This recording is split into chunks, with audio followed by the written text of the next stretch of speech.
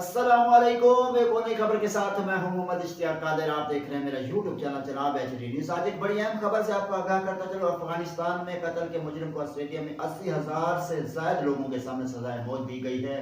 बरतानवी media के मुताबिक सुबह कोस्ट के स्टेडियम में सजाए मौत के वक्त 80,000 का मजमा था और कातिल ने खवातीन और बच्चे समेत एक ही घर के 13 अफराद को कत्ल किया था। जाने तालिबान इंतजामिया मकतूलियन के खानदान के 13 साल लड़के से फायरिंग करवा के कातिल को सरेआम सजाए मौत दिलवाई। दूसरी जानब तालिबान सुप्रीम कोर्ट के मुताबिक लाहकीन ने मुजरिम को माफ करने से इनकार कर दिया था। लाहकीन की तरफ से माफी रद्द करने के बाद इस्लामी कानून के तहत कातिल को सजा दी गई है।